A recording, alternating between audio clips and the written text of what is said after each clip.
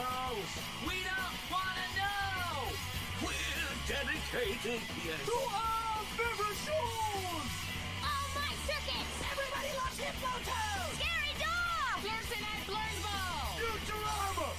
Good evening. You are listening to a Rattlegium Broadcasting premiere podcast TV party tonight. I'm your host, the mandated reporter, and frankly, I'm mortified, Mr. Mark Rattledge. And tonight, we are reviewing WWE's Royal Rumble 2021, brought to you by the good people at World Wrestling Entertainment, soon to be Peacock.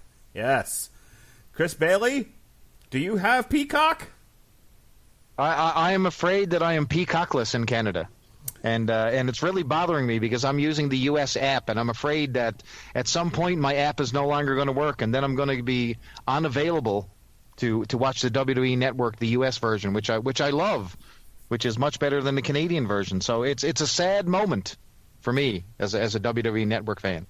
But I will tell you what, I am Super Pirate 5000, and I will figure this shit out. There you go. Chris Bailey be sailing the high seas. Yes. Christian, do you have Peacock? I will. Yes. I will have it, yeah. Whether you like it or not. The wife wants to watch the extended cuts of The Office, so we will have it regardless. And this is just, I guess it's just another $10 I don't have to spend on this network. So. That's right. You're getting Peacock whether you like it or not, you lucky so-and-so. Mm-hmm. Does anyone feel somewhat uncomfortable calling it Peacock and just saying cock over and over with the Peacock? Not me, sir. I love it. I love the Peacock. Listen. Oh my God. Now, Christian. Now that you're getting all the Peacock up inside you in your house, I expect you to help me cover Saved by the Bell. I expect you to help me cover the reboot of Punky Brewster. Oh, the Peacock fun we're gonna have, Christian. I'm down. Yeah, I could do that. I do hope that Cherry Johnson gets locked in a fridge again. I wonder if they'll do that again. And maybe Alan will have his face turned into like the side wall of a cave that'll freak us the hell out. I mean, that'll be great. All right. So in all seriousness, when they announced that the WWE was converting over to being ported over to Peacock, and all of us Americans at least, who signed up for the network were basically going to have the $10 iteration of Peacock. First, Bailey, to you, I don't think it affects you because I think outside of the U.S., wherever Peacock's not available, the app will still function. Oh, yeah, but okay. Well, but you have the U.S. version, right?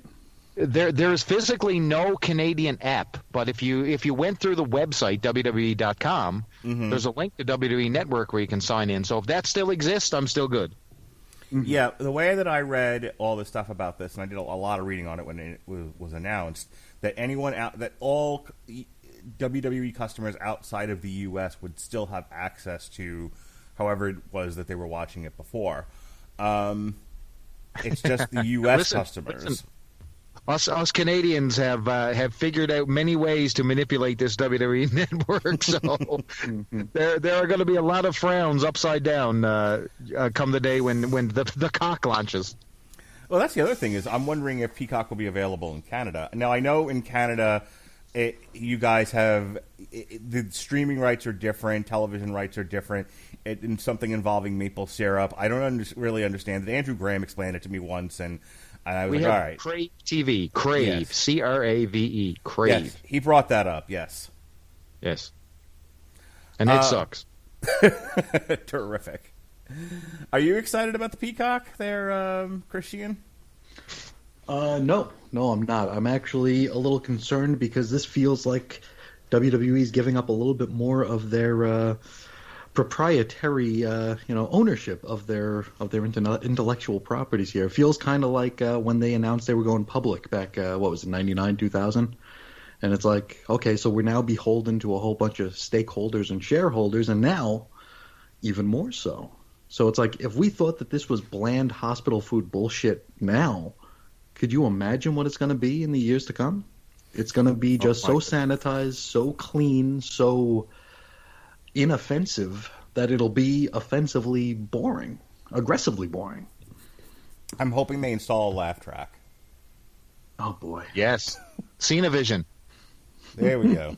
We need another Firefly Funhouse or whatever, and we can get the laugh track in there. Well, I'm hoping they just do away with the ring entirely because it's really a distraction. Why can't Bro. why can't they just wrestle in a coffee shop or in a paper mill office? You know what I mean? What's the deal with this fight? Man. You know, Roman Reigns and Drew McIntyre are sitting in a diner. One of them works for the Yankees. It'll be fine. Yeah. All Roman right. Reigns dragging the Andre the Giant statue behind his car, trying to get fired. Is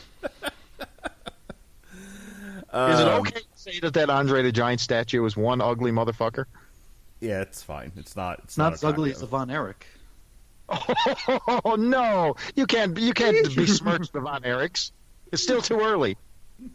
Well, it's not like he made a joke about them choking and dying on a steak or anything. Jesus. No. Oh, I just said they're like horses. Yeah, I mean, you wouldn't make fun of the Von Erich family curse or anything like that. You know, them all like dropping like flies within years of each other. No, that would be tasteless. Oh no, the only curse I would talk about is their genetic DNA and their looks. Yeah, that's fine. Anyway, horses are sighing. So shifting tracks here, the Royal Rumble. In preparation for the 2021 Royal Rumble, I watched the 92 Rumble where Ric Flair won. I watched the 93 Rumble because I knew that Yokozuna was challenging for the title, but I don't think I ever watched the 93 Rumble. Randy so I was Savage went for a pin. Yeah, And he didn't get it. Kicked out at the two. I guess Yokozuna has to win this, but I'd never actually seen it. I think there was that dark period where I was too busy trying to get laid and stopped watching wrestling back in high school. So What? what do you mean, You knew what? girls? Yeah, and plenty of them. You're weird. Yeah, sorry. I quit reading comics and watching wrestling because I wanted to get laid. What a nerd I was. You're killing your Baz. reputation. Oh, just terrible. Anyway, I'm not saying I was tremendously successful. I'm just saying that was the idea. And then I watched, I think it was the 97 Rumble, which is probably one of my favorites because that's the one where Bret Hart eliminates Steve Austin. Yep. Steve Austin sneaks back and eliminates Bret Hart, Vader, and The Undertaker, not necessarily in that order. And that led to the Chattanooga pay-per-view, Final Four, I believe it was, where the winner of that one was supposed to fight for the they were supposed to go to WrestleMania, but then Shawn lost his smile, and it ended up being Bret, who then lost it to Sid, and then he beat up Vince McMahon, and that got us to WrestleMania 13. Mm-hmm. So, I Vader prepared bled the like a pig. 1996 Royal Rumble. what about the Now 96 you Royal might Rumble? now you might say, Chris, what's so important about the 1996 Royal Rumble? Well, I'm glad you asked. So this was the one that featured such superstars as Takeo Omori, yes, Doug Gilbert, and the Squat Team 1 and 2. Yes. Yep. Yes. I'll tell you- Just hideous. I'll tell you that 92 and 93 had not one but two entrances by the Berserker Husk. Oh, us. Yes, no Bastion Booger though. That might have been past his time. So I brought this up because those are some of my favorite Rumbles. There's I want to say either the 98 or 99 one where you had the three faces of Foley. That was funny. The 2001. After watching 2021, I kind of missed the 2000 era Rumbles where they would stop and have dance breaks. Something interesting would happen. But I'll go to you first, Sheehan. What are some of your favorite Rumble moments or favorite Rumble matches? Oh, I mean, as cliche as it's going to sound, 92 is just is probably the greatest, and I don't think they'll ever top that one.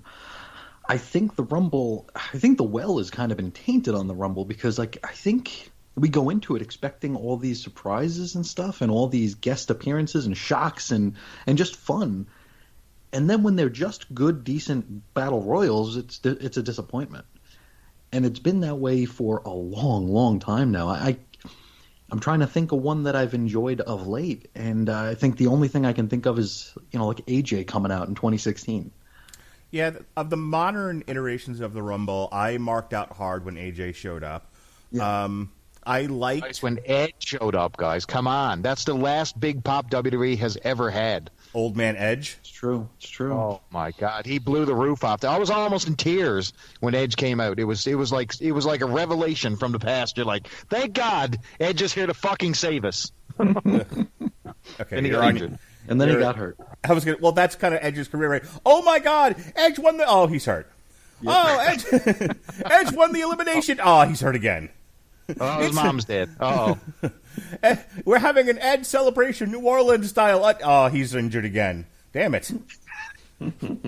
Edge, made of toothpicks. Anyway, of the modern iterations of the Rumble, I liked last year. I think it was last year with Brock Lesnar. I thought that was hilarious. That was good. Yeah. I wanted him to win the whole thing. I really did. I wanted him to wipe out the entire roster. Yep. Me too. I was very disappointed where midway through Galloway and Keith Lee ended up eliminating him.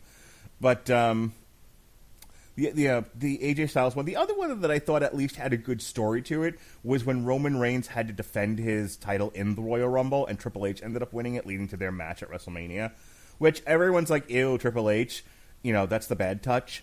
But I like that story at the very least. I don't have the hard-on people have against Triple H, so, and I think they were doing everything they could to try to get Roman Reigns over, which is another reason why everyone hated it. But I think if you just looked at it from a story point of view, that story was solid and worked well. What about you, Bailey? Oh, man, so many Royal Rumble memories. I mean, you talk about the big ones. I mean, Flair's win. Obviously, that's always going to be the pinnacle of Royal Rumble-ness. But then you got, like, the Hulk Hogan Ultimate Warrior confrontation, which is just classic. I mean, when was the last time when two guys were left in the middle of the ring and these guys were titans at the time, biggest two wrestlers in the company that have never touched. And now all of a sudden, boom, here they are, and you're going to get it right at the Rumble. I mean, remember when they started out the Rumble and they had Demolition square off against each other, and you're like, yes, this is like so. It opens so many possibilities. But like Sheehan said, you run the well dry. Like you're out of surprises. All your surprises are now aged out. Who do you drum out? Do you like right now we're at the point where we're bringing out Tatanka and Tommy Dreamer. You know what I mean? Like and nobody the wants to see these guys again. anymore. Yeah. Yeah, like the big one was Carlito, and that was Man, Carlito, he of Juice. Oh my goodness, apple juice, yeah. So Carlito was in Newfoundland about a year and a half ago, and brother, he didn't look like that. Trust me. My favorite Carlito moment in the WWE has nothing to do with him wrestling. Him running into a wall at somebody. So I guess it was 2005, and either they had just moved back to the USA Network, or John Cena had just won the title in Los Angeles at WrestleMania, and they drafted him over to Raw almost immediately. And then USA Network was running all of these commercials about, like, come back to the USA Network, come watch WWE, we've got all the stars. And it was like, the specific commercial they ran was, like, they'd show Triple H, they would show Triple H's back, he would turn around, and, next to his face would say, the game. They'd do the same thing with John Cena, the champ. Then they showed Carlito, and it was like, the bad apple. Or like the bad seed or something like that. Like, ugh. What? Listen, they had big plans for Carlito originally. I mean, just because of his well, I think it was a combination of backstage reputation and a little bit of the prescription situation. So, that's unfortunate. All right, well, going into this year's Royal Rumble, the news of it was that they have no idea what they're doing for WrestleMania. They're still trying to figure it out. Now, they usually plan Mania like 6 months in advance so that, stories make sense and you can actually build up momentum for people to actually want to go to this thing. Well, apparently, there's no one running the ship anymore at WWE, or the captain is Vince McMahon, and he's delirious and has dementia and not wearing any pants. And Rod passed away. And Rod passed away. So yeah, we have after the Royal Rumble, we kind of have some idea of where they're going with this, but I guess going into it, they were like, Bianca Belair. That's what they had figured out. So with that said, let's open up the show here. On the pre-show kickoff, we actually had a tag team women's title match featuring Nia Jax and Shayna Baszler attempting to take back their tag team titles from Asuka and Lady Big Dog. And the thing I can say about this, I like Nia Jax and Shayna Baszler together. They kind of remind me of like a women's like Heart Foundation. You've got the one technical wrestler, and then you've got the big heavy, and you know, like they're not nearly as good. Don't get me wrong, but like it's that sort of image that they're, I think, promoting. And you know, Asuka and Charlotte, they're the two gal power trip, right? You know, nobody should be able to beat them, and so if somebody does, it should be a feather in their cap, and that's what happened here. Not without help from Ric Flair, who every time I see him now looks like he doesn't know where he is. Mm-hmm. Like they just say, you know, like Ric Flair's like trying to get the catering. He's like, "This way, Rick," and he walks out and he sees people on LED screens, and he's like, "Oh, people, woo!" Yeah, they're like, "Okay, Rick, come back now." He's like Captain Lou back in the late '90s. Like he would just like wander into the crowd, like, "Hey." But and I'm going to bring this up really quick because it made me laugh. But now my entire family, every time there's a blonde white woman, they're like, "It's Charlotte Flair." Every single woman that came out, and I even fucked this up once, but I'll talk about that when we get to the Women's Rumble, where I mixed up two different girls because my brain, I had just a brain lapse. But every time a blonde white woman came on screen, they were like, "Oh, look at Charlotte Flair." They're all Charlotte Flairs. It's the Charlotte Flair cloning factory, which I thought was hilarious. I watched this before I got home. I watched this while I was waiting to sign out at work, so I did not watch this with my family. But my daughter was very happy to hear that Charlotte Flair finally lost a match. What did you think of? What did you think of this one, Sheehan? It was a match. You know, Lacey Evans came out fresh off of another win over the Hunger Beast. We did see more of the return of the corn dog monster that we saw her fight. That might have been more entertaining than this match. I like Nia and Shayna together. I wish they'd do more with Shayna than just stick her with Nia, but I mean, it's not the worst of all worlds or anything. It's becoming very, very samey, which I mean probably sounds ridiculous of a ridiculous criticism of WWE's product. But how many times are we gonna have Charlotte hit a big move, then have Ric Flair's music start, and then have the match? Is Charlotte that dumb that she's gonna be like? Shouldn't she know by now that's like, okay, they're just gonna come out and stand on the stage? I don't know. It just didn't work really. It didn't really work for me. At least I got the belt off of Charlotte.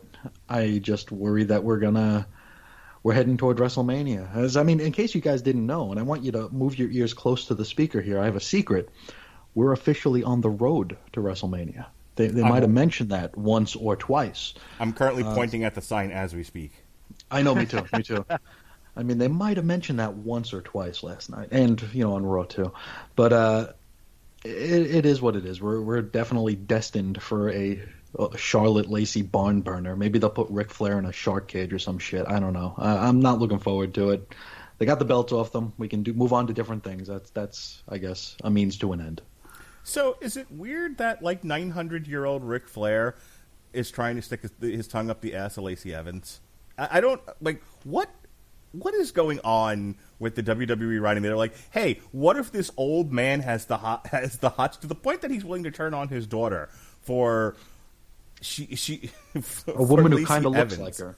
Yeah, that's my other problem with this. Like, you kind of remind me of my daughter. Want to fuck? Like, what is happening here? Maybe he's past that age where it's creepy and it's gone to like adorable. Maybe it's maybe we've gone over mainstream mountain here to the other side.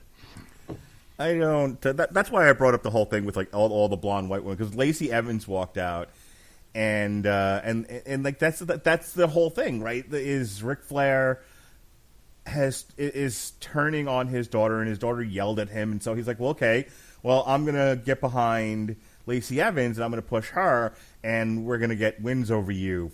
But for why, Bailey? For why? Well, we're assuming that people watch Raw, so this is why you have these repetitious endings. Because I don't know if we can assume people watch Raw anymore with the ratings so low. So, I mean, a lot of people are just literally using the WWE Network. They're watching the pay-per-view, and that's all they see. So I think this is why they farm out these same endings. And you're right, this was absolutely nothing special.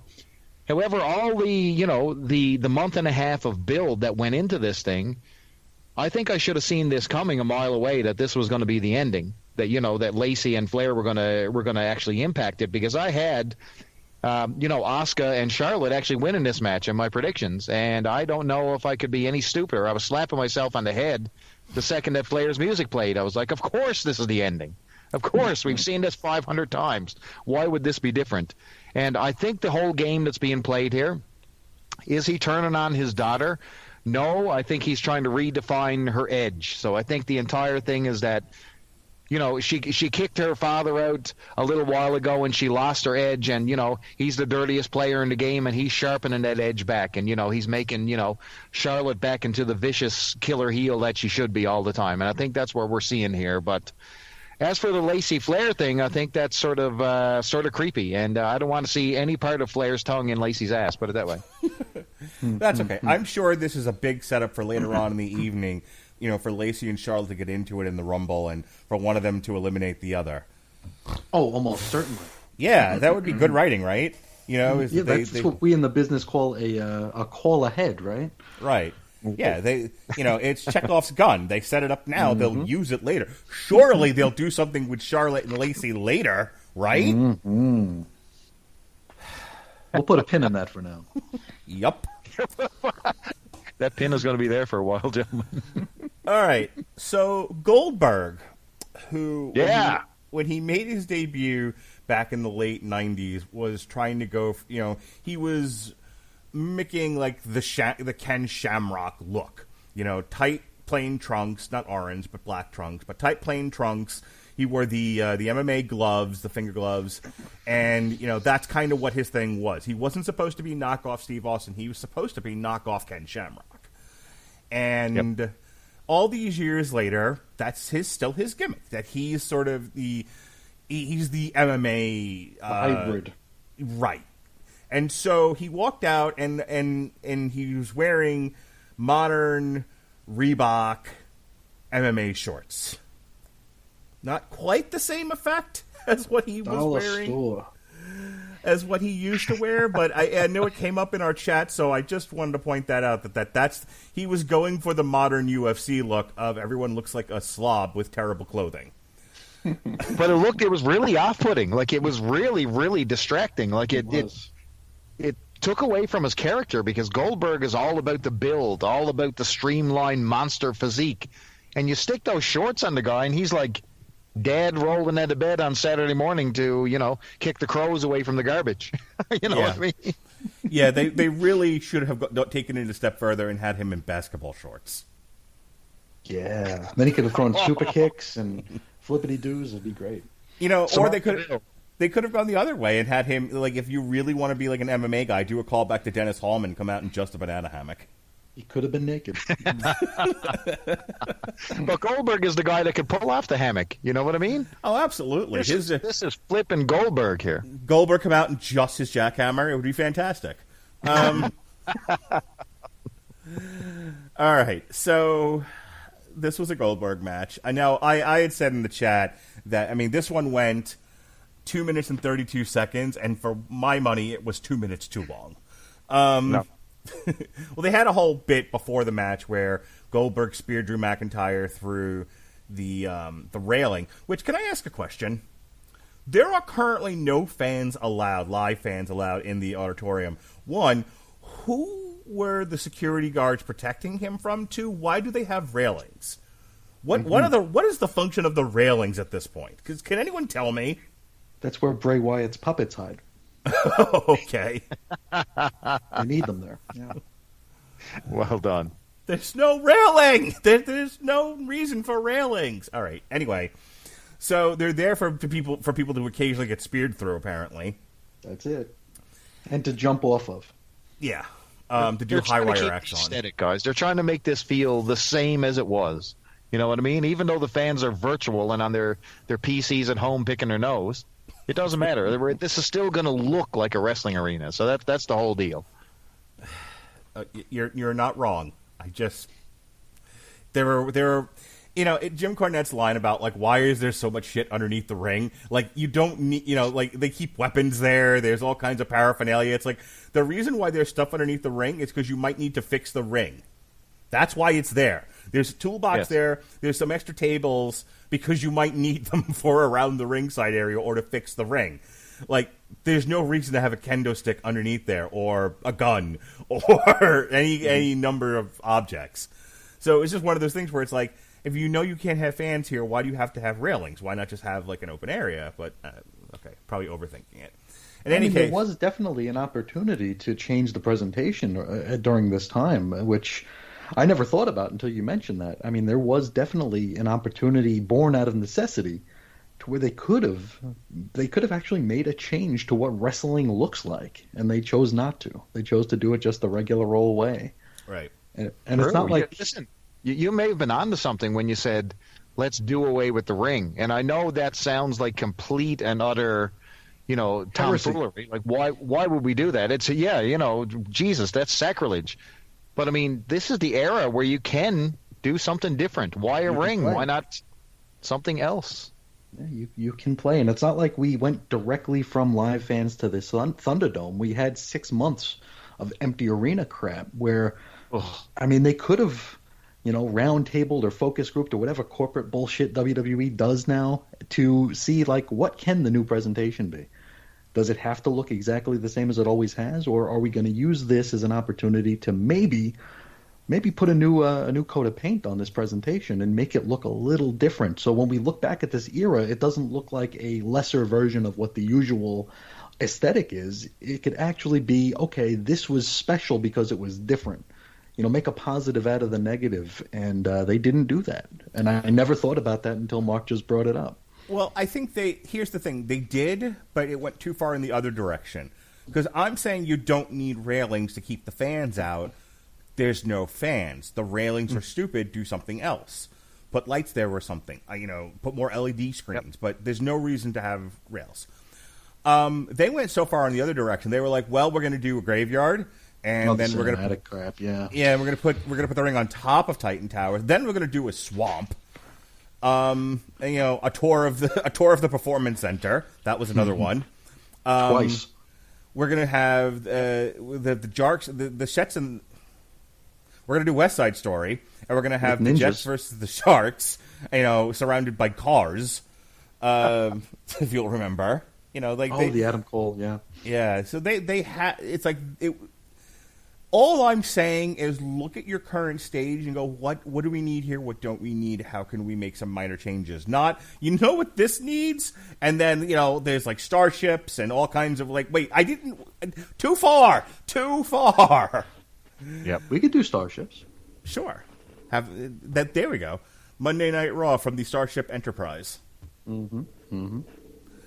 The only way we can make it more boring. So can I bring up a piece of wrestling trivia now that we're here on Starships?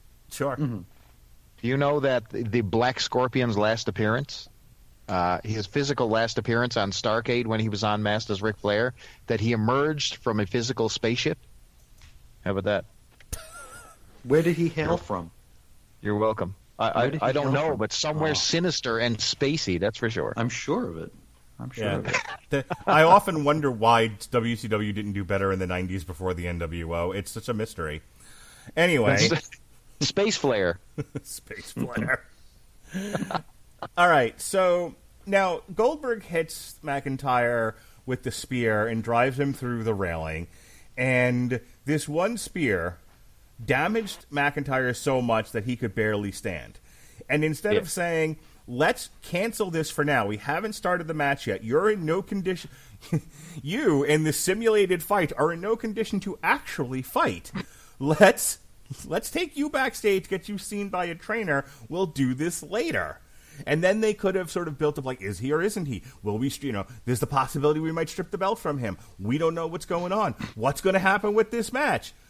No, McIntyre's Who like, cares? it's like, fuck you, the Scottish Willie, I'm going to stand up and... Ugh. So, whatever tension they were going for immediately dissipated. He got in the ring. They traded claymores and spears for 2 minutes and kickouts. Goldberg managed to not drop him on his head, so good for Goldberg. Moral victory there. And then surprising jackhammer. Yeah. And then finally, Drew McIntyre wins, and Bill Goldberg says, "You passed the test," and then fucked off. And I thought... And literally died after that match. Like corpse, body bag, end of career. I mean, he looked like he had been hit by a truck when he rolled out of that ring. Holy cow, he was blown up. Yeah, what we didn't see backstage was his soul ascending into heaven and then his body turning into a pile of dirt with one flower and a tombstone. Marty Jannetty floating into the heavens of Bill Goldberg. So, I was thinking when they did that, I'm like, well, surely so early on, this was the first match of the main card. Surely we'll see Goldberg in the Royal Rumble, right? Maybe he'll come out at number 30.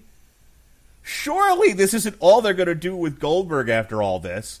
Surely Not with what they're paying him, right? Yeah, they're certainly not. Surely they're just not feeding him to McIntyre because they think, like, well, that's what's been missing from McIntyre's run, to beat up an octogenarian. Hey. Goldberg is 100 years old. Stop it. No. It's 100 years young. So, so surely right after we have an interaction with Lacey Evans and Charlotte Flair in the Rumble that carries their story forward, surely we'll also see Goldberg show up in the Rumble too. Anyway, yes. Chris Bailey, what did you think of this mess? Oh, listen. I still get butterflies every time I hear Goldberg's music. I wanted to see him in that ring. I couldn't wait for the match. I wanted Goldberg just to destroy this idiot Drew McIntyre because I do not like any part of this guy's title reign. Nothing. I think his character sucks, and I just wanted him 30 seconds squashed, and I didn't get it. So, of course, I was disappointed out of the gate. But listen, man, Goldberg is. I think we're just about counting down the hours to the end of his career because this, including the shorts, really looked like the whole affair with Goldberg is over because, man, this was the worst he's ever looked in a ring. I think in regards to not actual physical wrestling because I think they managed to put together a basically slop-free match here. I think Drew held up his end of the bargain. He sold Goldberg stuff pretty well. Goldberg was able to muscle him up. So, I mean, the mechanics of it was fine. But I was disappointed in the ending. I wanted Goldberg to win. But this is the Drew show now. Like it or not, we are in the Drew McIntyre era. And he's going to WrestleMania, guys. And I don't know if I want to see that. Mm-hmm. Chris Bailey. Christian. The other one, me. I think I'm probably the bigger McIntyre fan of the three of us. I can tolerate him. I guess that's damning with faint praise. I thought this was a decent match, better than I thought it would be. It's basically a Goldberg match. From Goldberg's first match in '97 to now, it's like the formula hasn't changed much. He just gets blown up a lot quicker. Is the thing. And he, almost kills people. Well, he almost killed people back then too. So really, it's no different. I figured McIntyre was going to win because I don't remember which one of us said it, but we compared McIntyre to Diesel in the Santa outfit, where yes, it's like I think that might have been Bailey who said that. Yep. And Bob Backlund, right to the Santa suit. Exactly, and that's kind of we have him get thrown through the dashboards or speared through the dashboards or whatever, and then he gets up and, damn it, I am going to fight right now. I'm a fighting champion. I'm the good guy. And then, I don't know if you guys saw Raw last night, he comes out and he basically gives us, like, the old Todd Pettengill rundown of what happened at the Royal Rumble. Like, he's like this happy, jovial, how about that Bianca Belair? Oh, boy. Oh, and here Edge is back, and I love Edge. He's just become so, or maybe not become, but the seams are really showing on just how milquetoast a character he is here. It's like he's just too white bread, and I don't know It's weird that we're doing this now when there are no fans present, because I think the fans would have turned on this. I really do. I don't think that this is a good look for a champion. He has no edge.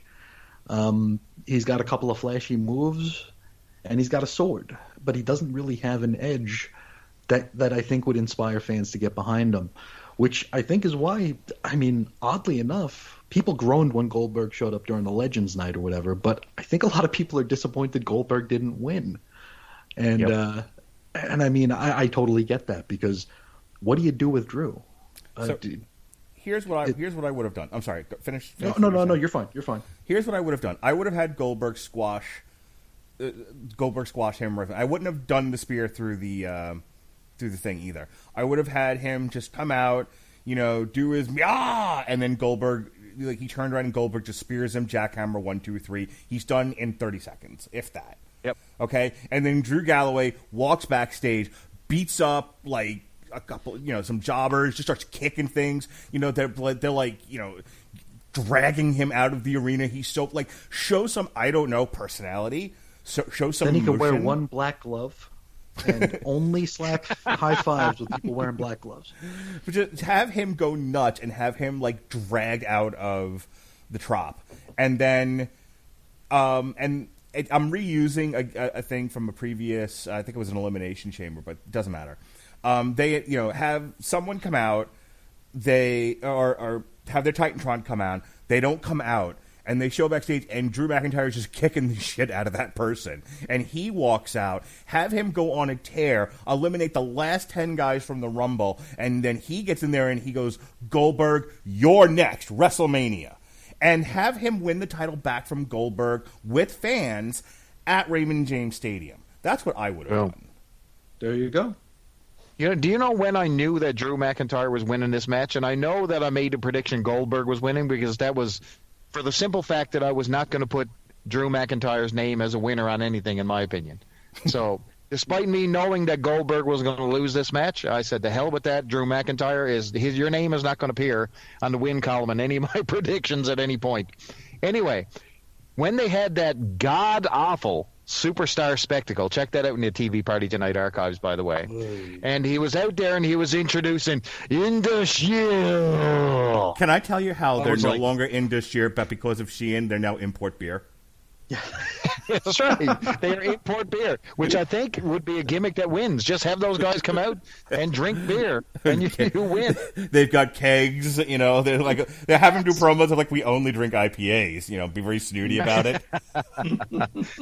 But Drew McIntyre is now the company pitchman, so whatever slight bit of edge that he had is gone. And like Sheehan said, the fans would have booed this. This is Roman Reigns when they tried to transition him into super good guy, when they tried to transition him into Super Cena, and it just doesn't work. And I think this entire Drew McIntyre experiment is not working. And the only thing that he has going for him is that there's not a fan in that arena, and he better be thankful, because I tell you what, if I'm paying money for WrestleMania, I'm booing his ass, because that's my right. If they had done it my way, I would have spent the next couple of months between now and April of doing packages on Drew, of him in the gym, kind of the old Shawn Michaels, Jose Lothario thing. Drew just started talking about between the pandemic and just this is my first time with the WWE title. I lost sight of what's important to me. I lost my edge. And he had COVID a couple of weeks ago. Yeah, I was let him do the Rocky 3 thing. I needed to go back and figure out who I am, because there's no way I should have let 100-year-old Goldberg beat me like that. And I'm aiming to make right what is currently wrong, and build him up and show him busting his ass to try to get back to that Put him match. In a bathtub full of ice. Yeah, yes. just something, right? Yeah, you're right. He just comes out. He's Diesel from 1995. They took away everything that's cool about him, and they were just go out there and smile at the non-audience. Terrific. Mm-hmm. Smile at those LED boards. Sasha Banks took on Carmella. This was 10 minutes and 25 seconds. She sure did. The Mandalorian. So the best part about this match is Reginald just standing outside catching people. And my favorite part was he caught Sasha Banks, didn't hurt her, didn't put her in any danger, just caught her and looked lovingly into her eyes. And Sasha Banks kind of went, "Put me down?" And so he did. And the ref then went crazy. The ref was like, "Yo, get out of here! You're interfering in matches and protecting the girl who went flying out of the ring from her own death." Sure.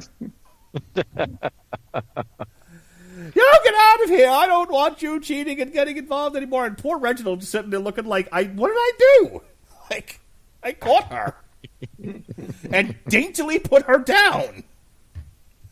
Like, he didn't even just kind of roll his eyes and drop her. He was like yeah, Reggie was framed. He was framed on that one. That was ridiculous. It was fine. This, Carmella and Sasha, I think, worked pretty well together. I know Carmella's not Sheehan's favorite, and that's fine. It was an okay match. What did you think of it? Who, me? Or the other? Go. Oh, me. Yeah. Okay. No, I said your name right this time. Well, you didn't even say my name. I did. Maybe you did. I don't know. I'm not paying attention. Speaking of which, I wasn't paying attention to this match. I was putting groceries away during this match because I figured that Sasha's not going to lose to Carmella this time out, and she didn't. So, pip pip. There we go. Bailey. Why have a rematch when Carmella lost the first time? Must continue. You really had to send it home and give her that second straight loss. I don't know.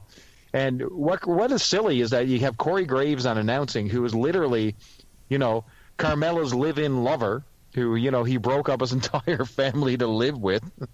And, he's sort of, all over on commentary, like, calling her, saying how beautiful she is and all that, and how great she is in the ring.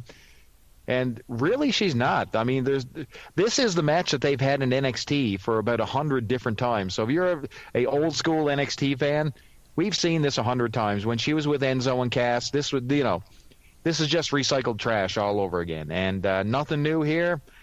I'm just surprised that Sasha, this is the longest run she's ever had as champion. So I guess there's something there. And you know why? And I've said it. Because she's in The Mandalorian. This is why she's winning, guys, and this is why she's going to WrestleMania. Terrific. Star Wars money. Dirty Star Wars money. Next up was the Women's Royal Rumble, which started the masterpiece. Yeah, this was the highlight. I have a couple of criticisms, but overall, this was the highlight of the night for me. This was the best match on the card. This was a great, 100%. well put together Royal Rumble. Honestly, seeing first of all, having it come down to Bianca Belair and Rhea Ripley, and them having like an impromptu short match towards the end, and then doing spots trying to eliminate each other, and finally Bianca Belair wresting victory from the jaws of defeat and eliminating Rhea Ripley, and then showing Rhea Ripley how disappointed she was, and like she like legit looked sad, like she didn't know she was losing, and Bianca Belair, like it felt. Wrestling is such hot garbage and so fake, but, like, this felt genuine. She was genuinely happy she won the thing. Like, she did her gimmick, but she was so, like, out of breath, and she was so emotional, she just sort of gasped all the way through it. My wife was like, what the hell did she just say? I'm like, it's her thing. Just leave it alone. Be happy for the woman. And I was. Like, I was thrilled that they gave it to Bianca Belair, and she won it, and she did a great job. A couple of things of note. Just some thoughts I had while I was watching this. So Shotzi Blackheart came in at number 5. She was eliminated by Shayna Baszler and lasted all of 3 minutes and 46 seconds, had no eliminations. And I'm just wondering why they wasted a tank on this woman. Hey. So she could shoot at Billy Kay. Yeah, which was hilarious, by the way. Like, Shotzi Blackheart shooting that tank at people is funny and all, but then they don't do anything with her. And that's like, she's such a... Here was my frustration with this. She's a big star on NXT. Like, they've used her in promo. She hosted Halloween Havoc. They've had her in, like, marquee matches with Candice LeRae and all of that. And then they put her in the Rumble, and she's just some schmo. She's some schmo they eliminated immediately. And I'm like, why? Why did you even bother to put... Why kill one of your future talents that you're making a big deal out of right now for no good reason. Like, I didn't see any value in how they treated Shotzi. I'll give you guys a quick minute to respond to that, or if you cared one way or the other, Bailey. No, you're right. Do you want me to go into the Rumble, or do you want me just to comment on Shotzi? Just comment on Shotzi for now. So, what's funny, Billie Kay, number one, was stealing the show outside of that ring. And we'll see it a little bit more when she teams up with a certain somebody. But Shotzi Blackheart, yeah, I mean, she's not a really great wrestler, but there's something about her look and that gimmick. And it's too early to waste it on the main stage. Because by the time she becomes something, or she actually gets some spotlight, the tank thing is going to be worn out.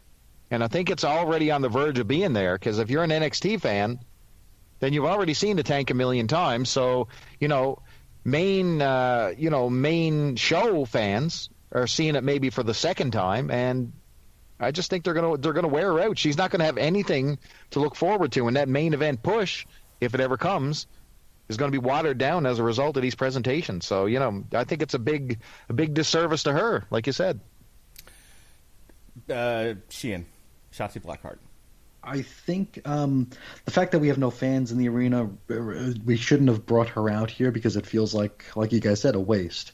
It reminds me a bit of like when they trot Ty Dillinger out at for number 10 for like years and years in a row.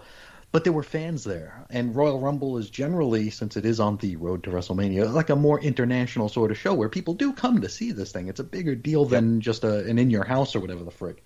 So I think that there are smarter fans at the Royal Rumbles, and when they see Ty Dillinger, they know who he is, so they pop. And it's like, okay, he has his moment here, and maybe the mainstream fans will be like, ooh, who is this person? Because everybody seems to like him, so maybe he's important.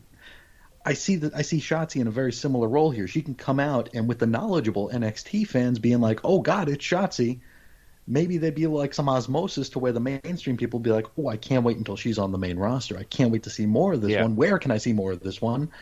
But we don't have that. We don't have that here. We've got piped-in noise, and like you said, she came in, she did her thing, she went out, and that was it. Yep. Big-time NXT star buried within minutes. It would have been great if she rode the tank back, though. Have it still there. She just pulled it on a leash. I would have if you're going to do it with style. Just have Shayna Baszler come out, stuff her in the tank, and then push like forward on the tank and have it roll back. her legs just sticking out. Ah! It'd be great. I love it. Drop a brick on the gas pedal, and there you go. Oh, fuck out of here, Shotzi. Dana Brooke came back, and my brain. And Dana Brooke came out, and in my brain, I saw Lana, and I'm like, "Oh, Lana's back!" And like, it took me a good 2 to 3 minutes. Like, wait a minute, Dana Brooke isn't Lana. Damn blonde white women. So, yeah, Billie Kay doing the thing with the headshot resume, was hilarious. So the best reaction was Toni Storm, who stopped, side-eyed her, sighed, and went into the ring. Perfect. And then she teamed up with Jillian Hall, and I had to explain to my family who Jillian Hall was, and it was like, it's fine. Thankfully, she didn't have a mole on her face. Toni Storm is loving the United States fast food. Have you noticed that? Dude, she's my wife's favorite female wrestler right now because she's got thighs the size of fucking planets. She's just like got huge. I'm not saying thighs. It looks bad either. I'm saying that the girl is getting a little stormy. Santana Garrett, who I don't think has had like 5 minutes of airtime on NXT lately, somehow made it in at number 12.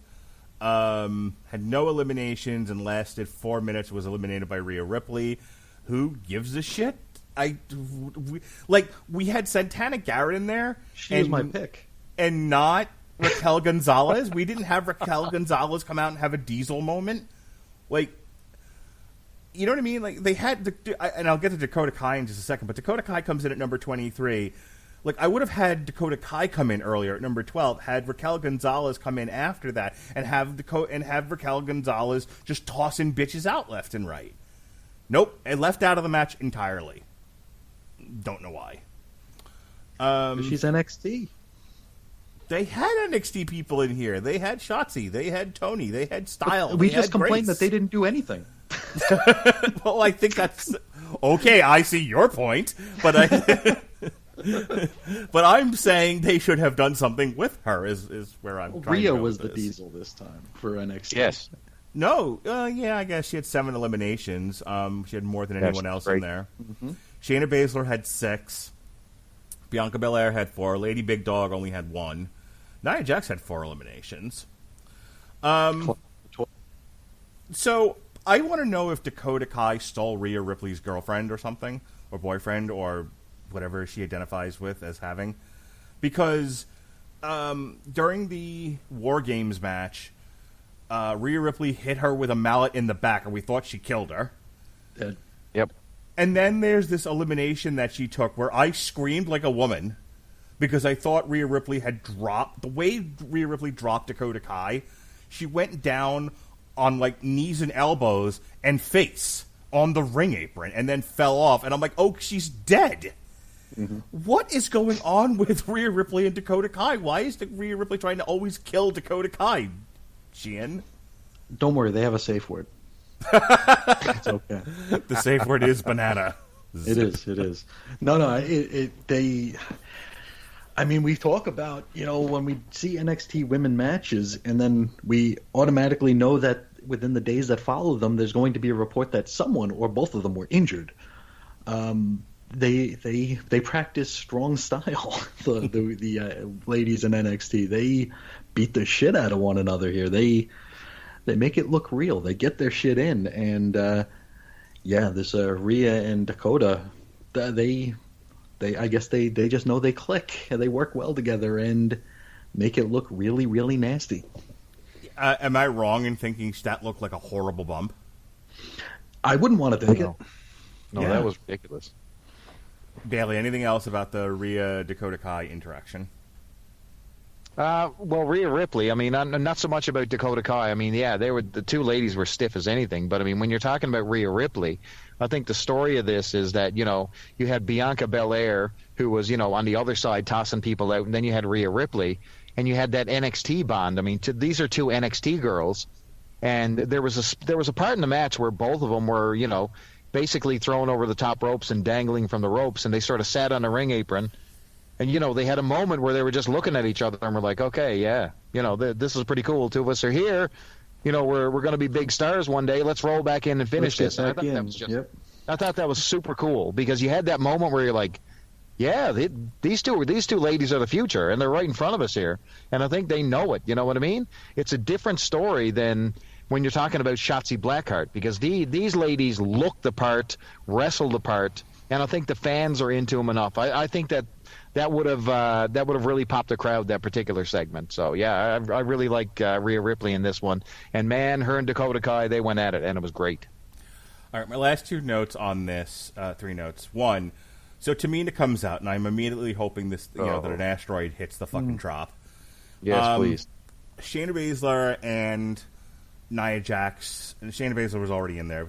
Nia Jax came out; she was number 29, and they teased like them all 3 like working together. And my whole thing with this was like they teased Nia Jax and Tamina working together because they're both Polynesian of Polynesian ancestry or whatever the gimmick here was. And then Shayna Baszler's like, but what about me? And Nia Jax is like, who do I choose? I can only love one woman. I'm like, well, no. Why don't you all just work as a team? Like this was stupid. And and then they spent more time trying to figure out who's on whose team in that one spot than they did actually teaming together, because seconds later Nia Jax turned on her. Yeah. And I'm like, have you never seen a Rumble before? Partner together till everyone else is eliminated, then turn on each other, you dumbass. That's never actually come to pass, has it? Where like 2 people are working together, and then at the very end it's like, okay, it's down to us, let's do it. I can't think of a time where we've actually had that. No, they all have ADD. They're all like, we're going to work together. Squirrel! And then clothesline over the top rope. All right, so Lana came back out, who apparently has post-traumatic stress disorder. She came out, looked at that ring, and was like, oh, woo! Like, I don't know if I want to get in there. And I kept waiting for Nia Jax to like turn up behind her because Alana came in at number 26. Nia Jax came in 3 people later, 29. And I really wanted Nia Jax to just come up behind Lana, not even let her get in the Royal Rumble, and put her through a table again. Like, there was so many... That was the whole story with them going into this, right? Was that Nia Jax, like, for 100 weeks straight, put Lana through a table to the point where she got injured and couldn't do the 83 match. weeks. Yeah, right. It was daytime, Eric. And so either have Lana get revenge on Nia Jax by eliminating her, or like, or put her through another table. But they did nothing with this. Like, all that build up, all that story, and then it was like they were just there. Yep. And then Lana like fluke through her, got her to eliminate herself. She charged and did the whole low bridge deal. Yep. Yeah. They do this. That was one thing, and then was promptly eliminated by Natalya. And I'm like, I don't understand why they did it that way. And then, all right, I joked about this before, but I'm going to say it now. Then I'll let you guys have all the things to say about this Rumble. Charlotte Flair and Lacey. I would have thought these two, like, again, Lacey Evans comes out and Charlotte Flair, like, you know, should have, like, dove through the ropes at her, and the two of them brawled, and, you know, like, Lacey never gets in the Rumble to be eliminated. Charlotte never gets eliminated because she dove through the ropes at her, or here's a thought, dove over the ropes, eliminated herself, but just to kill Lacey Evans. None of that. I don't think they barely interacted. Why do this story then, and why have them be involved with each other and then forget they're involved with each other when it came time to the Rumble? And this is what I mean, like, there's a lot of good stuff in this Rumble, but where there was opportunities to tell different stories like they used to in previous Rumbles, they were like, fuck it. You know, nobody cares about story continuity, Bailey. No, this is your chance. I mean, past Rumbles, like early Rumbles, it was all about setting up the feuds. And it was that other time when you could actually see a part of a feud pay off, or another, you know, segment of the feud. And, you know, it was a chance to pay off or build a storyline. And you got none of that here. It's like it was almost like Earth 2, as Chris likes to put it. You know what I mean? Like it didn't matter. And if it don't matter in the Rumble, I don't think anyone cares anyway. You know, I don't think the feud itself is important enough to be really showcased. But yeah, you should have put some steam behind these people. I mean, let's do it. Lacey and Flair should have been kicking each other's ass. Yeah. But instead, nothing. No, Charlotte Flair's doing the Raven thing now of if she gets beat up or eliminated or something, she just kind of laughs and smiles. Like, ha! Yep. I didn't win one. How about that? Look at that. All right, Sheehan, I talked a little bit about Lana and Nia Jax. I talked a little bit about Charlotte Flair and Lacey. Your thoughts there, and then you can just kind of go into your thoughts overall on the Rumble. Sure. Well, Lana and Nia were what they were. Not anything I really care about, but it looks like we're going to get a tag team title match with them pretty soon. Charlotte and Lacey, they are probably the de facto most heated rivalry on the show right now. I mean, the most personal, maybe. And you're right. They didn't do anything with it. They totally fumbled that ball. And I'm glad you mentioned Charlotte giggling when she was thrown out, because it really pissed me off. I remember back when, like, they were trying to, back like, 2008 or so, when they were trying to, like, finally push Jeff Hardy to the world title over on whatever show he was on. And they had him, like, get a fluke win over Triple H. And it's like, this should have been like a defining moment for him. He beat Triple H, who was champion at the time. And then Triple H just kind of giggles. And he's like, you got me. And everybody was just like, well, fuck you, man. You know, it's like, this is supposed to be like a career-defining moment, and you brush it off. Here we have Rhea and Bianca throw Charlotte out, and Charlotte's like, oh, well. It's like, no, they just robbed you of your opportunity to win the Royal Rumble 2 years in a row. And you're just like, whatever. Not easy come, easy go. Yeah, it's like you're totally shitting on what they just did. But yet, in the Superstar Spectacle, you have all these people getting their asses kicked by the main roster, and by God, every one of them was showing respect. Charlotte Flair was holding this poor young girl dressed in a dollar store uniform who didn't know a lick of wrestling, and by God, she respected that, but yet she snickers at this? Just bullshit. Exactly, a chance to be in the title. Well, I mean, she probably will be in a title match at WrestleMania, but I mean, not this one.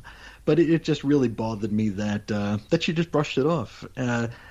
Bianca's win. I mean, how could you not love Bianca Belair? She's fantastic. You can get behind her. She's got all the skill, all the charisma.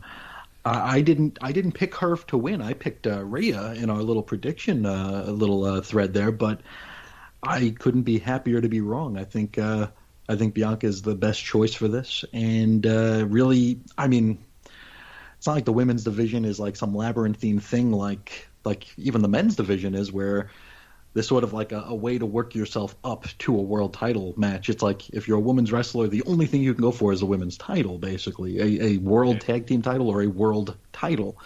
So it's like, okay, well, we'll give her the belt, and then what? You know, it's just, but that's not a Bianca-centric problem. That's just a divisional problem. Happy with the ending. Happy Bianca won. It was a very good match. I enjoyed some of the surprises. I wonder who Victoria was working for, who she lied to say she was retiring again so she can get the spot on this show. Because that seems to be how Victoria jumps companies. She tells a company she's retiring. They go, okay, have a good life. And then she shows up on the other show. And then she gets tired over there and says, hey, I'm retiring. And they're like, okay, have a good life. And she goes on another show. But I wonder who she told that to. But it was nice seeing her because it's been a long time. All right, so that was the Women's Royal Rumble plugs. No, all right, let's move on. Hey, I didn't get a chance to talk about the Rumble. Oh, I apologize. Go ahead. Do it up. Now, here we go. I'll make it quick because you guys covered a lot of stuff. Alicia Fox won the 24/7 title right in the middle of this thing, and just an absolute crap segment in the middle Unless of this. Alicia Fox is dumping orange soda on herself, I don't need her on my television. Just terrible. And then you had a Carmine Infantino, ugly female drawing herself, Mandy Rose, come out. I mean, she literally looks like one of Carmine Infantino's fish ladies right now. Her plastic surgery is that bad. She comes out looking like a dude, like her legs looking like she got cock and balls, and she frightens me. You had Nikki Cross do nothing. One thing that made me very happy, Alexa Bliss getting tossed out, because I don't know about you guys, every time I see this Firefly Funhouse crap, she's, possessed by the Fiend, I'm over it. I don't want to see it anymore. And I loved Rhea Ripley just ragdolling her over the top rope as soon as those monitors went down. It was like, the monitors were going down like, oh my God, she's going to wipe everybody out with the Fiend. And then Rhea Ripley just ragdolls her over the top rope, and I'm like, yeah, there you go. Get that crap out of my ring, and thank God. Like, they realized, like, oh crap, we don't have the time to, like, put the lights out, have her hair all done up, put black makeup on her face, and then put the lights back on here. We got to just get her out. But yeah, no, Bianca Belair winning too was the right thing. I think showing Rhea Ripley and Bianca Belair as two strong future stars, right decision and right winner. So awesome Rumble. All right. Next match was Roman Reigns versus Kevin Owens in a last man standing match. And this is the upside. Garbage. Go ahead. This is the upside, third time, of them not having a crowd, is that when they run all over the arena, it doesn't really matter. Nobody's chanting, can't see shit. Yeah. Can't see shit. People are like, why did I buy a ticket to this? Why can't I watch it at home? I'm currently watching this on a monitor. It doesn't matter. Nobody's there. So the other thing about this, and Bailey knows what I'm talking about here, are we going to, Jim Cornette has been doing a segment on his show called the Corny Awards, and it's a lot of really funny categories that he makes up. At the end of this match, I was like, well, considering now we're seeing both main companies do the same stupid thing, is there going to be an award for best golf cart bump? Because there needs to be now. Owens won it. Was Sammy Guevara at home just going, what the fuck, man? They stole my gimmick. Oh, my God. Listen, Jerry Lawler and Eddie Gilbert back in Memphis days had to go back and look at that and go, holy shit, run me over again, Eddie. They just beat us. Jerry Lawler just calls up Eddie Gilbert. He's like, hi, I'm coming over. Hit me with your car, sir. We can't have this. They stole our moment. And then the other one was, did they watch what happened with Matt Hardy and Sammy Guevara in that same fucking stupid match, if I remember correctly? Was it the football fuckery where Matt Hardy gave himself a concussion, or was that an entirely different match? Gave himself a concussion? Yeah. Oh, okay. Fall? Yeah, that was on. I think that may have been Dynamite. No, that was the pay-per-view. Yeah, it was absolutely the pay-per-view, and he literally knocked himself out in the first minute of the match. Yeah, no, yeah, they got on the forklift, and he dove off, missed Sammy Guevara, the table, and everything else, and just landed on his head. Head first. I don't think that was football fuckery, though. I think that was like they had a last man standing match at a separate pay-per-view. They were in a football arena because they had to climb through the fans. They're always in a football arena. They've been since the pandemic. Other than the brief period of time they were at QT Marshall's place, they've been at the Jaguar Stadium. So I want to say it was two separate. It doesn't matter. In any case, Matt Hardy dove off a forklift onto his head into a very small drinking glass. Observe, and I guess Kevin Owens watched it and was like, I could do that. I could do that and not land on my head. And so he did. He dove on. He sentoned off the forklift. And wouldn't you know it, fucking Roman Reigns got up and he went through the table. Then they did this stupid thing with the handcuffs later on, where they handcuff. Where it's like the whole point of a last man standing match is to knock your opponent out so they can't answer a 10 count. Kind of defeats the whole thing when you're like handcuffing somebody to where they can't stand up. Like, that's not the same thing. You didn't like this match, Bailey? What was your problem with it? What's your problem? Number one, Kevin Owens. Every time I see him on the screen, I'm go, oh, he's going to lose. There's zero stakes on a Kevin Owens match. I know he's never winning the belt. He's fat. He's stupid looking, and I think it's just been a drag on this whole Roman Reigns feud. I don't like his push as the new Steve Austin with that stupid stunner. This was a collection of fat guy stunts, bumps, and I'm just over it. I couldn't care less. Like, I almost wanted to join Sheen putting away groceries. Couldn't stand it. Garbage. Yeah, actually, I would call it garbage. There you go. How about that? Okay. I mean, I didn't see how this was any different than any of the matches they've had in the past. It just seemed like it was more of the same. Owens. He sucks. It seemed like it was more of the same, and I didn't like the bit with the handcuffs, as I mentioned before. Let me ask you a question. Do you want more Kevin Owens or less? I think we're done with this feud. Yes, thank you. I don't think we are. No, don't encourage them, for fuck's sake. I don't think we are. I think that handcuff bit is what sealed the deal that this feud's going to continue. Because, he had Reigns dead to rights according to the rules of the match. We got to go to WrestleMania with this. Oh, let's hope not. Let's hope not. God. I'm guessing that, don't we have like 4 or 5 pay-per-views between now and WrestleMania in 67 days? Yes. And not to give away the ending of the men's Royal Rumble, but Old Man Edge is already, if he hasn't done it yet, it's at least making its way around the blogs that it's going to be Old Man Edge versus Roman Reigns for the title. Spear versus Spear, oh boy. But it's I think we're going to have more. Spear versus Hug. Reigns doesn't hit a spear, Sheehan. You know that. It's sort of just a snug little wrap around the stomach and roll to the floor. That's the Reigns spear.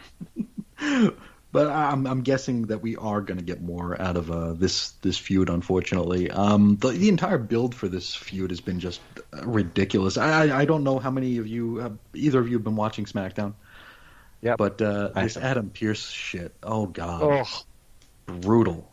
Absolutely brutal. It's taken the air out of the Roman Reigns big dog thing, man. It has. It's like this is like a reverse Austin McMahon, where it's like we don't need the authority figure to do this. We don't just let Roman be Roman the way he's been for the past few months, and it'll work. All the pieces will fall into place, but we need this element of Adam Pearce who tries to shoehorn the word official into every goddamn sentence he says.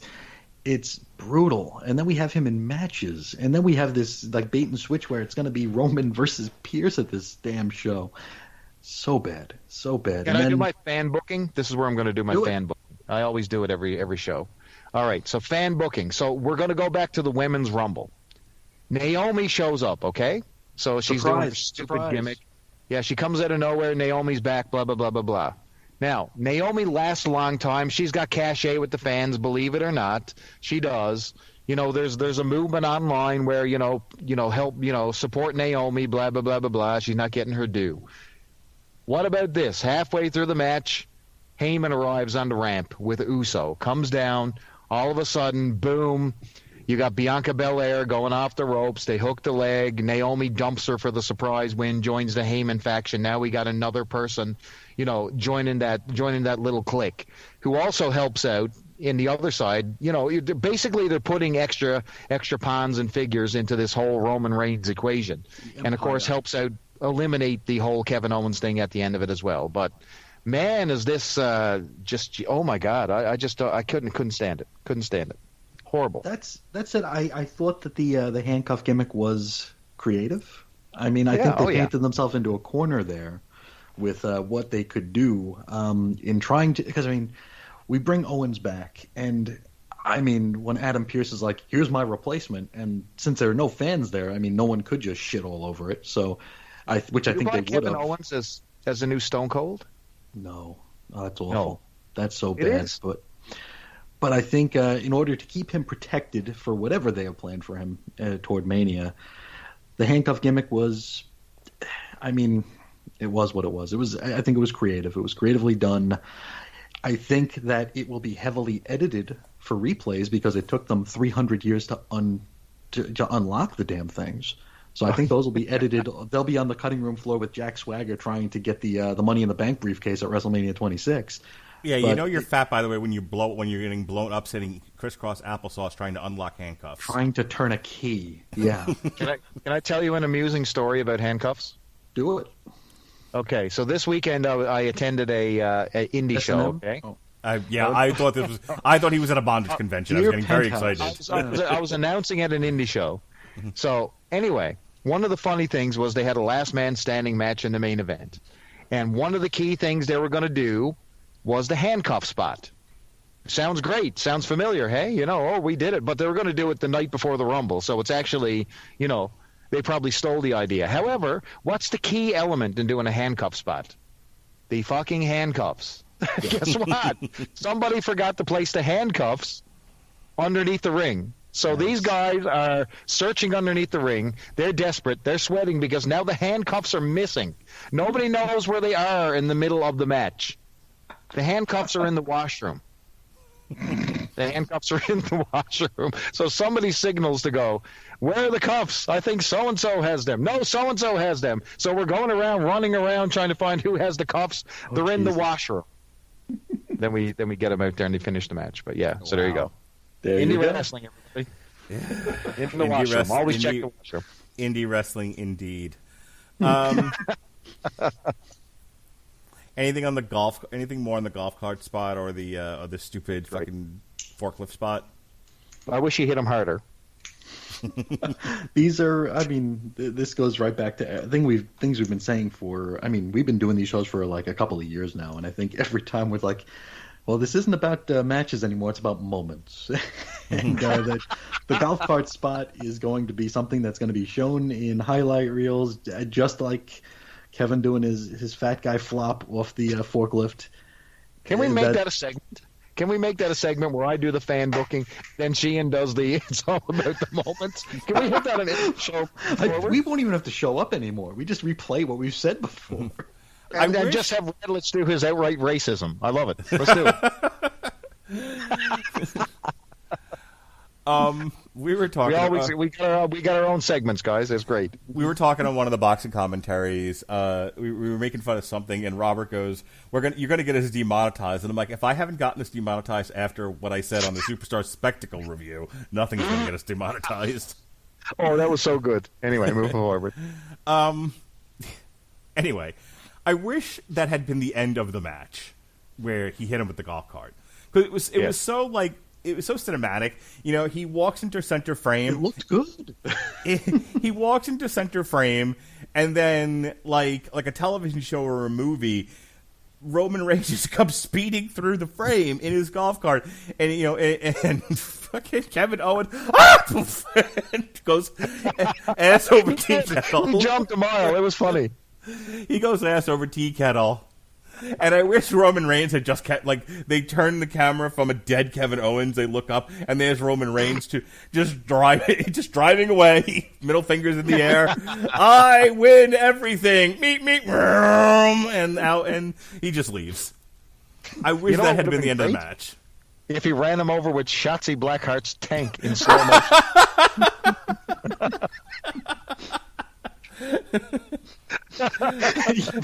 And they switch the cameras to be like on Kevin Owens' face, and he's like, ah, and then they go back to Roman coming at him, and then they go back to Owens' face, ah, and they pan right, and there's Shotzi, just tears in her eyes, going, my tank was stolen again. Oh, that's fantastic. Oh, great booking. Okay, so we're back to the men's Royal Rumble here. Number 1, Old Man Edge. On this day, I see clearly. Oh, sorry. Yeah. Good. That too. I'm not a fan of Edge. I don't care. I think there's so many guys on the roster that they could have done, they could have used to promote with the Royal Rumble, and instead they went back to Old Man Edge, which is hot 3 eliminations. Seth Rollins? Nope. Lee. It wasn't in this. I know. Where was that? Keith Lee, not yet appearing in this picture. Instead, you had like critical old man Rey Mysterio And Big Fat Hurricane. And Christian. Oh, boy. So, okay, Wow. I'm gonna tell you guys Hurricane. the story real quick, because the guys in my wrestling chat like to make fun of me. Now, mind you, this was several years ago on a You were your podcast. wrestling chat. No, we're the B team. Whoa. You're the A team, but there were Rutledge. there were men before you, and there'll be men after you, because I am infinite. Anyway, I can't deal with that. I am inevitable. So years ago, on a podcast that no longer exists called The Casual Heroes, we were doing a draft, and this draft idea came out of something that one of the guys saw on Reddit about, like, if you could draft anybody from any time into a fantasy wrestling league, like, who would, you know, but you had to make sure certain spots were taken. So your champion, your monster heel, your foreign heel, your tag teams, like, you had to find somebody for each one of those spots. We had so much fun doing the draft the first time. We did a second draft, and we changed the rules a little bit, but it was still, you can draft anybody from anywhere, but in this particular case, it had to be whoever was currently wrestling. And at the time, I think Christian was in TNA. That's how far back this is. And one of the guys in the group was like a huge Christian fan. Now, here's the thing. Everybody that I wanted to draft, people would then bid on, and they kept driving up the prices of everybody. So I was losing money really fast and getting pissed off. And I was like overpaying for guys like Ryback and Brock Lesnar or whatever, because I wanted these big, huge money-making guys, but they kept driving the price up. So I was like, well, I'm going to do it back to him. So I bid an enormous amount of money on Christian because I knew he wanted him. And then he was like, well, I don't want him that badly. And so I ended up overpaying for Christian, more so than anybody else on my roster. Nice. So 100 years later, they're still doing jokes about how my favorite wrestler is Christian. Get it? Get it? Because I was trying to bid him up so somebody else would waste a lot of money on him. Get it? Do you get it? Get it? Anyway, 500 years later, they're still doing this joke. And when Christian came out, like, now I have like this visceral reaction to Christian that every time I see him, I'm like, oh, the draft.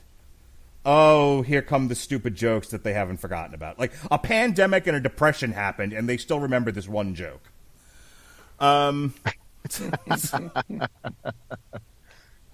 So anyway, yeah, Christian came out, Old Man Edge was there, along with Kane, Hurricane Helms, and the only one that was like a legit surprise that I was kind of happy to see, and oh, that's new and different, was Carlito.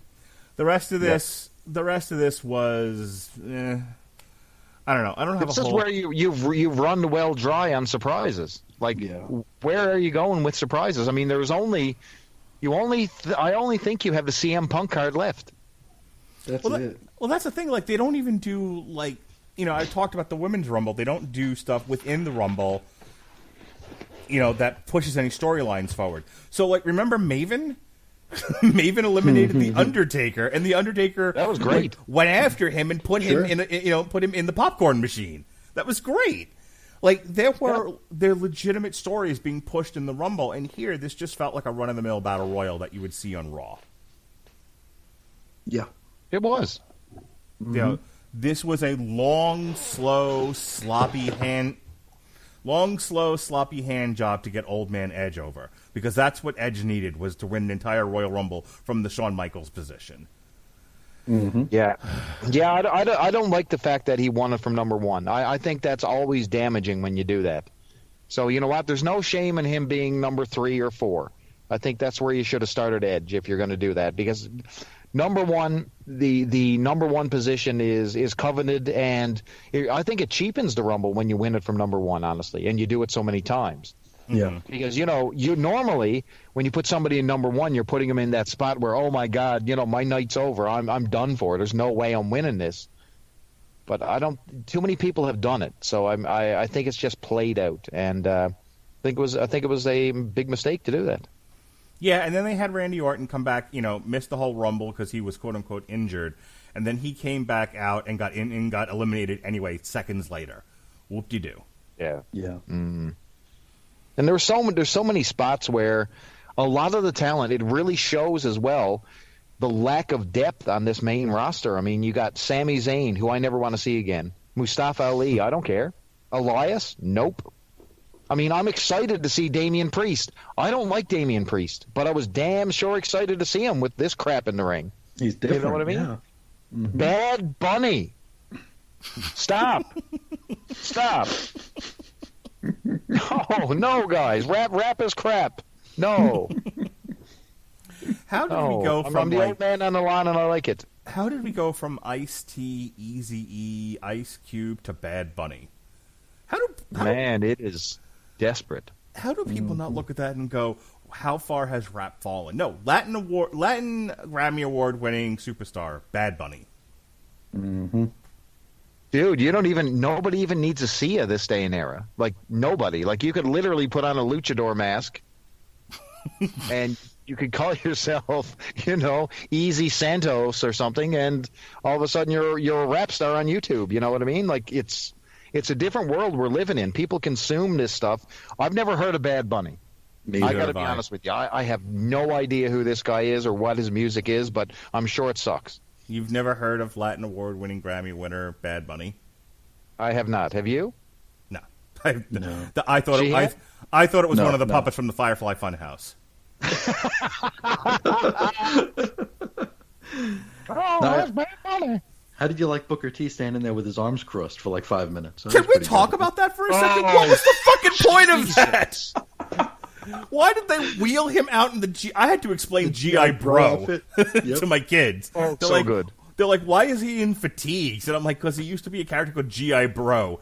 And my daughter thought that was the funniest thing she'd ever heard. She was like, ha ha, because he's black, get it? Like, yeah, exactly. Bro, over in WCW. Yeah, that was the Misfits in action. Yeah. Yes, with Do you remember there was, and this is WCW Russo era booking, where Booker T actually lost his name of Booker T to Ahmed Johnson, who became Booker T, and he had to come back and return as G.I. Bro to take his name back as Booker T. I'm not making this shit up. Yeah, and Ahmed won his. He lost the rights to his music, so he came out to like this "Leave It to Beaver" theme for a few weeks. It was so good. Fucking So brutal. Just imagine like somebody beating Roman Reigns, and all of a sudden, Elias comes out as Roman Reigns. You're like, what? Yeah, no. Is Elias injured? Where was he last night? He was there. Was he? Yeah, pretty sure. He's not on the list here.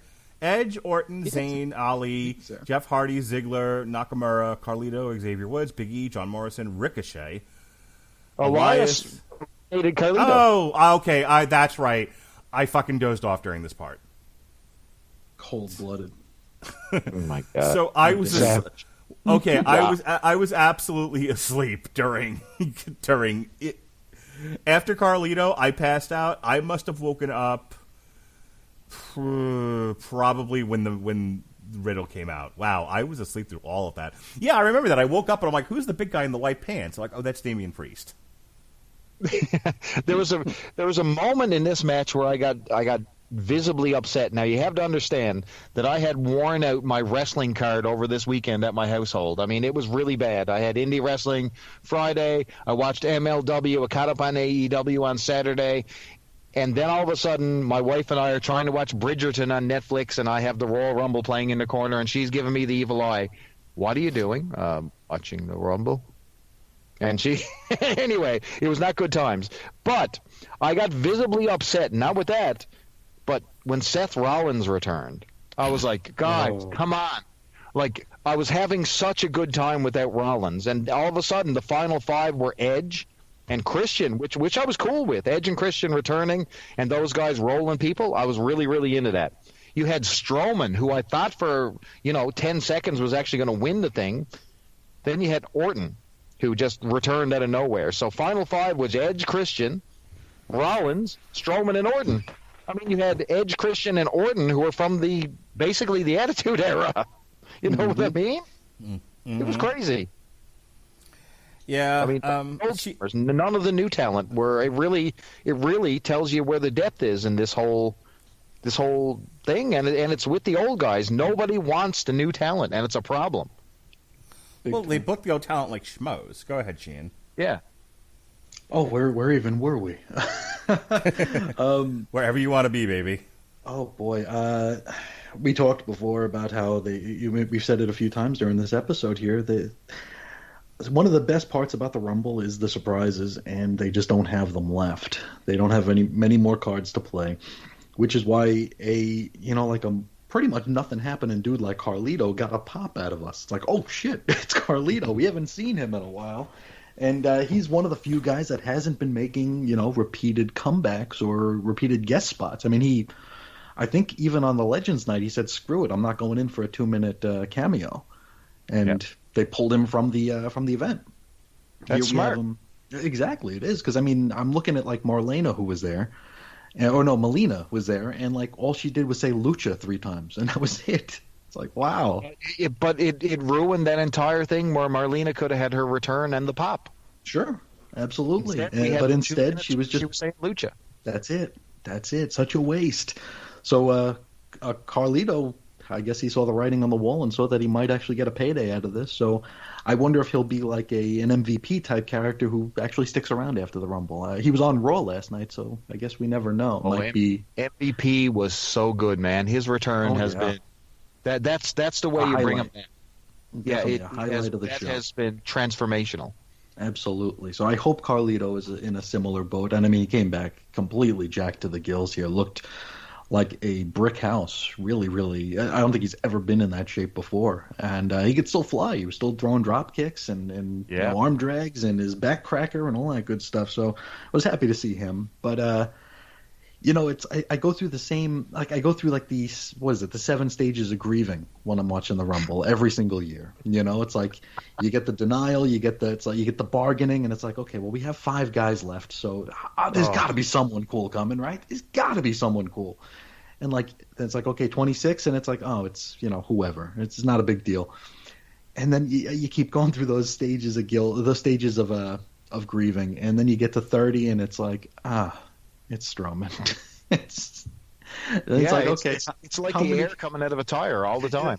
It's like, okay, how many days till 2022? I mean, it's just every year it's the same shit. The good thing about this Rumble is that I couldn't pick a winner.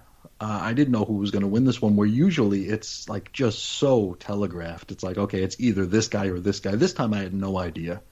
I thought it was Keith Lee. He didn't even show up. People were putting money on Big E. They were putting money on Keith Lee. There was a lot of that buzzing around the web. So when Edge won, I was like, I'm okay with that because it's just just out in left field type of win, right? So And I remember when Orton was champion for like 2 weeks back in the fall or whatever, people were saying that this was going to build to an Orton Edge title match at Mania. And I wonder if we're still sort of headed in that direction. I don't think we are, but at least the Edge part is still there. I think Got to deal with Indonesia. Yeah, we have the import beer, and we've got Orton dealing with the Firefly Funhouse. So it's who knows. But I did like Lashley's little streak throughout this. I really wish they'd do more with him. And we actually had one of those face-offs that we don't get to see very often with Big E and Lashley. Like, that was one of those, like, these two bulls staring at each other. It's like, oh, shit, there you go. We actually have something here. I mean, no fans to really react to it, but still, a moment in the match. It was a moment. And, they didn't do a whole lot with it, but, I mean, somewhere down the line they could. They're both secondary champions. One's the U.S. champion, one's the Intercontinental champion. It just stands to reason that these two would clash eventually, and they're both powerhouses. Oh my God! I just had a nightmare. the Hurt Business versus your boys, the New Day. Gross. Gross. That's not going to happen. Gross. Did we need the whole segment where Kofi Kingston pops into frame like Spider-Man and he was like, "Hey, I can't wrestle. I'm still injured, but I'm wearing my Brody Lee gear." Huh? Retweet me. Yeah. Like, why was that necessary? I'll retweet Jihan. That's what it's all about. All that internet clout, It's about moments. Remember when the New Day were wearing their Brody Lee gear? We do. Boy. Patrick Farm remembers. They do. Of course they do. They have a steel trap memory.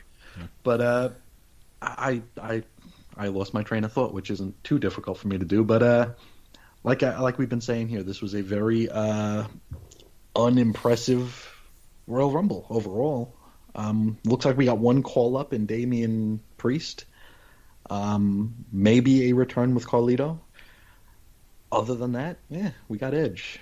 So we're going to have Edge on every show for the next couple of weeks saying, maybe I'll fight you, maybe I'll fight you, maybe I'll fight you. So we have that to look forward to. And then maybe like in a month and a half on the bump, he'll tell us who he's going to face at WrestleMania. Well, we still have Elimination Chamber and Fastlane to get through. Oh my God, Fastlane! Will they stop Fastlane? Jesus! Fastlane's the first one, like that's going to be exclusively Peacock, right? Yep. Okay. That one's right on the Peacock. How appropriate. My last thing I'm going to say about the Rumble, and then we can close up shop for the night, unless you guys have any more burning desires here.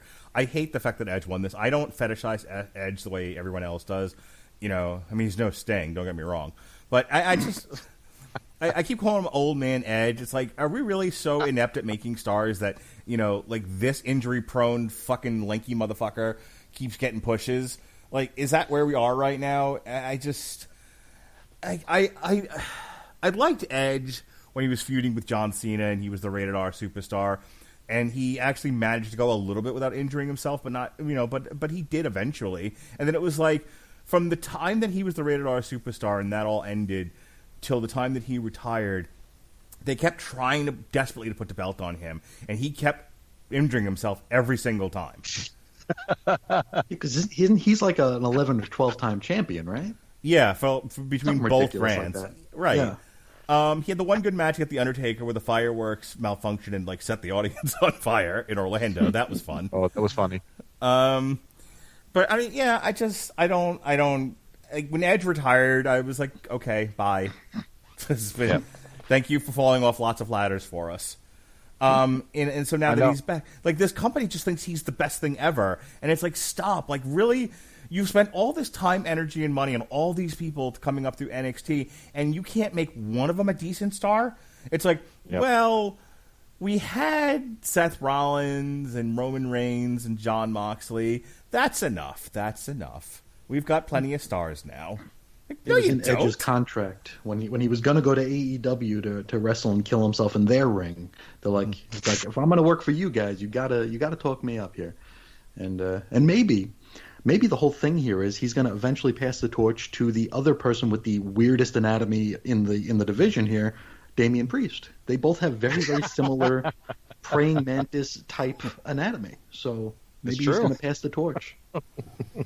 So it looks like right now it's looking at least like Sasha Banks versus Bianca Belair for the SmackDown Women's title, and Old Man Edge versus Roman Reigns for whatever title he's got, which leaves Drew McIntyre and Import Beer needing a match. I don't know. I don't know who's left on the roster that could challenge him. Keith Lee. Sure. I could say Angel Garza. You could. Santana Garrett. There you go. My Maybe pick. maybe they'll take my idea of calling up Ciampa. Since they're still not touring and Ciampa just doesn't want to tour. Maybe. I know when I threw out the idea of Adam Cole, you guys both snickered because Adam Cole is 3 feet tall. But whatever. Maybe it'll be that Switchblade guy that we've been hearing so much about. You know who called somebody out on the NXT roster and was like, "I need a match at WrestleMania. You seem fine." Randy Orton called out Karrion Kross. Huh. Yeah. All right. Take all my money. Take all my Peacock money. Yeah, that's right. Yeah, I'm gonna give it all to the Peacock. All right, Bailey, you got anything else for me? If not, we're gonna call it a night. I am good, sir. All right, well then that is our much like the actual show itself. That was our review of the Royal Rumble, and our and it ends with kind of a like the pay-per-view did. Tonight, myself and Robert Winfrey will be reviewing Outside the Wire from Netflix on Damn You Hollywood. We're reviewing the new Weezer album on the Thursday, and then Friday, before I'm off to take my kids to Knucklemania. Yeah, Knucklemania, baby. Myself and Chris Bailey will be reviewing AEW Dynamite Beach Break. I think we should have Christine on the show. I think you need to watch Dynamite this week, if nothing else, for the nuptials of Penelope Ford and Kip Sabian. Yes, please. I don't know who they are. It doesn't matter. Oh, It's better. Penelope Ford's a Charlotte Flair, and Kip Sabian is a spot monkey. But Miro is going to be there with his butler, Fuckface, and Chuck Taylor. That's his name. is he going to complain that WWE wanted his Twitch monies? That seems to be what he does. He's going to tell you that he is the best man. Don't you understand? I'm the best man, Miro. Oh, that's a great gimmick. Yeah. That's an awesome gimmick. That is literally how they brought him into the company, Sheehan. Like, Kip Sabian's like, I'm here on a wrestling program in a wrestling ring with a wrestling microphone to tell you about who's the best man in my wedding. And out walked Miro. God. Whose literal gimmick 5 stars. is he's the best man. Look, every wrestling wedding is fantastic. From Uncle Elmer and whatever pig he married on Saturday Night Live. Hey. How dare you? It might have been an actual pig, is what I'm saying. I was going to say, it might have been an actual pig. It was WWE in the 80s on NBC. To Macho Man and Liz, with the Cobra, to Chuck and Billy and their Cobras. Get it? Mm-hmm. That's a penis joke, everybody. That's about a peacock. Yeah. To what was it? Lita and Snitsky? No, who did Lita marry? Kane. It was Kane, right? And then Snitsky came out and kicked her in the uterus. And that was a thing for a while. To Stephanie and Triple H, both at their weddings. You had there was like 3 of them altogether. There was her and Tess that got interrupted by Triple H. Then there was their wedding in the car where she was allegedly passed out, which is illegal. And then there was the third one where they actually got married, and that got interrupted by somebody else who I do not remember. See, all these great wrestling weddings, right, Bailey? Yeah. I'm psyched. Bailey, what are you going to do to get Sheehan to watch AEW Dynamite tomorrow night? Well, what do you think we should? What should he watch it? That's what I'm trying to convince him that he should watch it. You got to do it, Sheehan. Absolutely, 100%. This is your first initiation into the entire AEW thing, so you got to do it. Okay, well, I'm gonna have to find it on. You're gonna have to send me a link to it online because unfortunately, according to that rock star they got there that's going on the casino carpet and flatulence tour over the summer, Chris Jericho, I'm not in the target demographic anymore. I don't think. I'm over 40, so whether or not I watch, they don't give a shit. So you'll have to get me a link to this segment, and I'll watch it and I will discuss it. All right, fair enough. So me and Chris Bailey will be reviewing AEW Beach Break this Friday. Last night, myself, Cole Marinset, and I reviewed All Hail Megatron. Next week, we've got Black Panther, The Client, Disenchantment Part 3, Corporal Klani, the new album, and Space Sweepers, a Korean sci-fi picture on Netflix. Last week, we did, what did we do? We did Chilling Adventures of Sabrina, we did Labyrinth, we did Looney Tunes, we did the aforementioned Superstar Spectacle. And we did 2 boxing commentaries, one for the WBA regular heavyweight title, with Berman Stavern versus Trevor Bryant, and then we did Caleb Plant versus Caleb Truax. All right, that's all I got. Bailey, what do you got going on? Chris Bailey, your plugs. Chris Sheehan, your plugs. Oh, hey, it's me. Whoops. You could. Is Bailey back? Go ahead, man. I guess not. Oh, there he is. Okay. You could find me at chrisandreggie.podbean.com or chrisisoninfiniteearths.com doing X-Laps still most every single day, looking at current year X-Men books. Right now I'm up to the mixed bag that is X of Swords, the never bloated 22-part crossover event that has a lot to do with sharp, pointy things and mutants that can't die. God. So there's that. You could find that at chrisandreggie.podbean.com. You could find me on the Twitter machine at Ace Comics. Sweet. And I am back, and I was talking away on mute and not realizing it and wondering why Radlich was being so rude. Rude. Anyway, you can find me on the Twitter at Charlton_hero.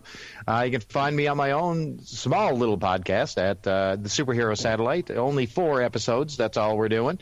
And you can find me over here hanging out on TV Party Tonight with the Wrestling Gang. And like you said, AEW on the horizon, and we're hoping to initiate the other Podsman, Mr. Christian, in becoming a stark raving AEW fan. Can't miss. It's going to be entertaining. All right, folks, thanks for joining us here on TV Party Tonight for the Podsman Giddy Up Bonanza. I'm Mark Radulich. Be well, be safe, and behave.